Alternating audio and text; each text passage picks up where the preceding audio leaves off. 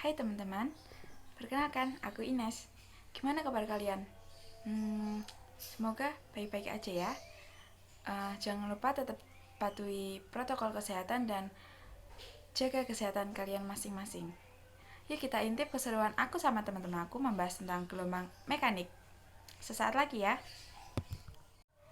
Sebelumnya, yuk kita simak apa kompetensi inti dari pembelajaran ini serta kompetensi dasar yang harus dicapai, tujuan pembelajaran gelombang elektromagnetik serta rencana pembelajaran yang sudah saya siapkan.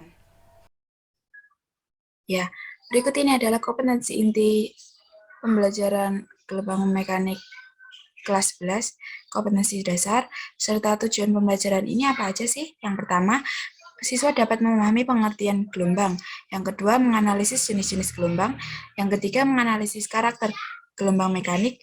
Dan yang keempat, menganalisis besaran-besaran pada gelombang mekanik. Nah, rencana pembelajaran yang sudah saya siapkan, yang pertama, penjelasan gelombang secara umum. Lanjutnya, saya akan menjelaskan mengenai gelombang transversal serta longitudinal, lalu ada ciri-ciri atau jenis atau sifat-sifat gelombang. Yang terakhir adalah pembahasan soal dan tanya jawab. Nama saya Ines Almira Sinta, saya dari Kediri. Sekarang sedang menjalani pendidikan di Universitas Negeri Malang, jurusan Pendidikan Fisika. Saya dulu juga alumni SMA 7, jadi ya kita satu alumni, satu alma mater gitu ya. Tapi ya seperti itu. Oke, sebelumnya boleh perkenalan nggak dari teman-teman yang lain dulu? Ini kelas berapa aja sih? Kelas 11 sama kelas 12. Oke, perkenalan satu-satu aja ya, biar enak. Mulai dari aku ya. Iya, boleh. Perkenalkan, nama saya Dewi Cahyana Zarin dari SMA Negeri 7 Kota Kediri. Sudah. Sekarang kelas Kelas 12. lanjutkan aja. Di sini ini adalah salah satu tugas dari mata kuliah praktikum media online pembelajaran fisika. Di sini saya akan menjelaskan, nggak menjelaskan sih, sebenarnya aku di sini pengen sharing ilmu aja. Jadi kalau aku ada yang salah, tolong dikoreksi, ataupun kalau ada yang kekeliruan, kita benerin bersama-sama ya.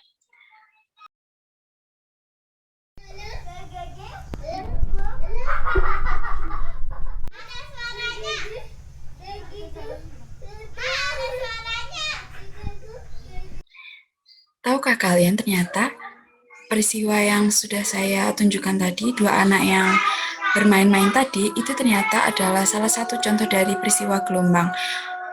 Loh kok bisa ya gitu ya? Ternyata bunyi itu salah satu dari contoh gelombang, yaitu um, dia memerlukan um, dia memerlukan medium untuk bisa merambat. Di peristiwa tersebut, medium merambatnya adalah tali. Maka dari itu, jika anak kecil perempuan tadi berbicara, anak kecil laki-laki itu tadi merespon dengan tertawa gitu ya.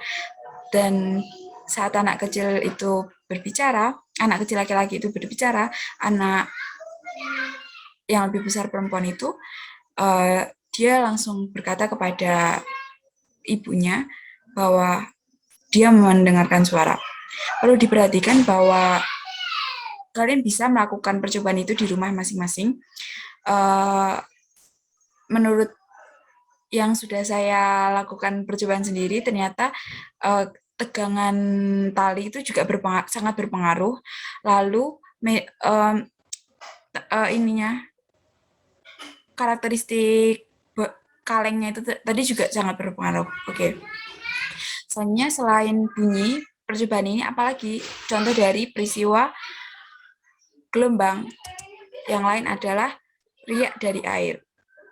Ya, jika air beriak atau air dilempari batu atau tidak sengaja kalian menjatuhkan sabun ke kamar mandi, di bak mandi kalian pasti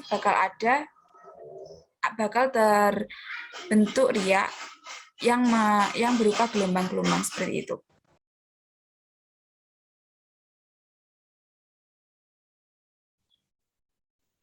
Oke, klasifikasi gelombang. Apa sih sebenarnya gelombang itu?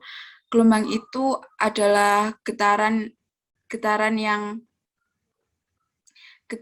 merambat. Mereka mentransferkan energi tanpa adanya perpindahan medium atau ya medium. Gelombang itu dibedakan menjadi dua sesuai medium merambatnya, yaitu mekanik dan elektromagnetik. Apa sih itu mekanik sama elektromagnetik? Elektromagnetik itu sebenarnya gelombang yang nggak memerlukan medium untuk merambatnya. Terus terus mentransfer energinya nanti gimana gitu kan? Energi dan momentum gelombang elektromagnetik nanti dibawa oleh medan listrik dan medan magnet yang menjalar melalui vakum atau ruang hampa. Lalu mekanik itu gelombang yang memerlukan medium untuk bergetar atau mentransferkan energinya itu dengan memerlukan medium gitu. Contohnya gelombang mekanik itu apa aja? Gelombang bunyi, gelombang air, gelombang tali. Jadi kalau elektromagnetik itu contohnya gelombang itu gelombang cahaya, gelombang radio, sinar X, dan lain-lain. Mekanik ini dibedakan lagi menjadi menurut arah getarnya sama menurut amplitudonya. Menurut arah getarnya itu dibedakan menjadi gelombang transversal sama gelombang longitudinal. Bedanya apa? Ada yang tahu nggak bedanya transversal sama longitudinal? Yang kelas 11 mungkin. Udah di ini belum sih? Udah dapat belum sih materi gelombang? Udah Kayaknya sih. belum. Oh, belum ya?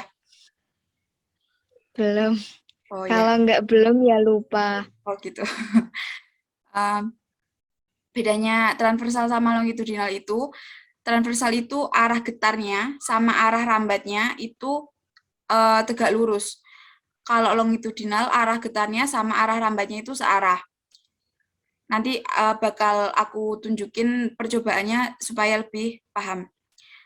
Kalau berdasar amplitudonya itu dibedakan menjadi dua, yaitu gelombang berjalan sama gelombang stasioner. Nah, stasioner ini dibedakan menjadi dua lagi, yang ujungnya itu bebas sama ujungnya terikat. Oke, ada yang tahu nggak ini gelombang apa? Ini termasuk gelombang apa? Ada yang tahu yang kelas 12? Yang udah pernah menerima materi? Lupa Mbak aku.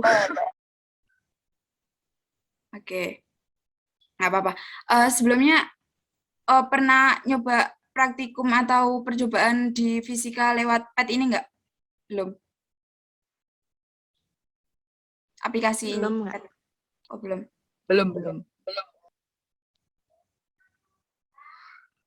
Oke. Ini ya, kalau kalian lihat ini merupakan contoh gelombang transversal. Artinya tadi yang sudah saya sebutkan bahwa transversal itu arah getar sama arah rambatnya itu tegak lurus. Maksudnya gimana, Mbak? Nah, ini arah getarnya kan kita menggetarkannya kan lewat ujung tali yang ini, itu kan naik turun. Nah, tapi arah rambatnya itu ke arah kanan. Ke arah kanan. Nah, mediumnya kan nggak berubah kan? Mediumnya tetap medium rambatnya kan tetap di tempat itu, tapi bisa mentransferkan energi. Ya, itu gelombang. Terus, nah ini, kalau longitudinal itu contoh percobaannya itu kayak gini, kalian punya apa ya ini namanya? Slinky kalau nggak salah ya. Pir. Oh ya, Pir. Oke, makasih. Ini nanti percobaannya itu kalian menggetarkannya kan pakai kanan kiri gitu ya. Maksudnya digetarin kanan kiri. Nah, arah lambatnya itu nanti juga ke kanan atau ke kiri. Jadi makanya kenapa disebut searah sama arah lambatnya ya karena itu tadi. Oke. Dari gambar ini ada yang tahu nggak apa informasi yang bisa kalian dapat dari sini? Maksudnya besaran-besaran apa atau bagian-bagian apa dari gelombang yang pernah kalian dapat? Di transversal dulu deh. Di ini ada apa aja? Ini menggambarkan apa? Garis ini. Bukit, Oke, bukit. Terus yang ini? lembah, Oke, good job. Terus yang ini? jalan,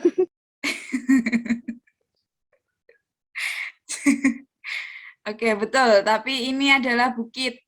Eh, A sampai C ini bukit. Kalau C sampai E ini lembah. Kalau titik B ini itu apa? Tahu nggak titik B?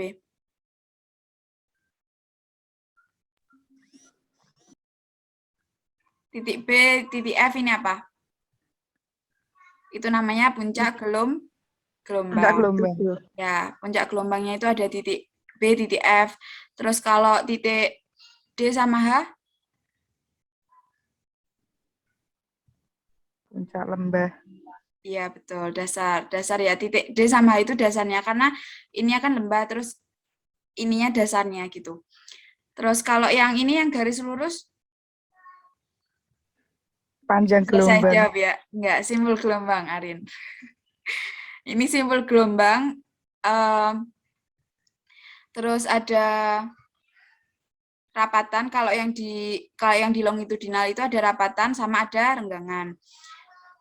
eh Informasi selanjutnya yang bisa kita dapat dari ini itu apa? Dari transversal ini. Ada berapa gelombang? Ada berapa gelombang di transversal ini?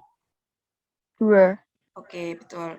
Ada 2 gelombang yaitu dari A sampai E sama E sampai I. Ya, seperti itu. Jadi satu gelombang itu satu bukit atau satu lembah. Atau dari bukit yang berdekatan atau dari lembah yang berdekatan itu artinya satu gelombang. Di sini juga ada amplitudo. Amplitudo itu apa? Simpang terjauh dari simpul gelombang itu tadi. Jadi dari B sampai B aksen, D sampai D aksen, F sampai F aksen, H sampai H aksen itu amplitudo. Terus panjang gelombang yaitu tadi dari ini sampai ini tapi sentimeter. Jadi nanti bakal diketahui sendiri gitu. Jadi dari ini sampai ini tuh berapa senti gitu. Terus frekuensi gelombang. Frekuensi gelombang itu banyaknya gelombang per detik. Terus cepat rambat itu ya kecepatan gelombang itu merambat di suatu medium. Kalau periode itu waktu yang diperlukan satu gelombang untuk merambat. Nah, ini penjelasannya. Sama ya kayak yang aku jelasin tadi bahwa amplitudo itu simpangan maksimum gelombang. Terus panjang gelombang itu bisa nganunya lambda. Kalau di soal nanti mungkin di sini bakal diketahui berapa sentimeter gitu. Terus frekuensi gelombang itu banyaknya gelombang dalam 1 detik. Mencari frekuensi itu gimana? N per T. N itu nanti banyaknya gelombang sama T itu waktu.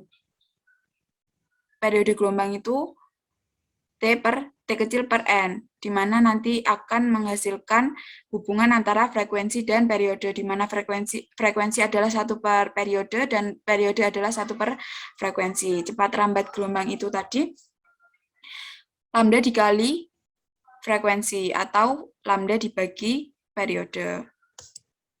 Dari sini ada yang ini nggak ditanyain dulu nggak? Ada yang kecepatan atau gimana gitu? Nggak, kita lanjut ya. ya. Oke, sampai jumpa di video-video selanjutnya. Bye-bye.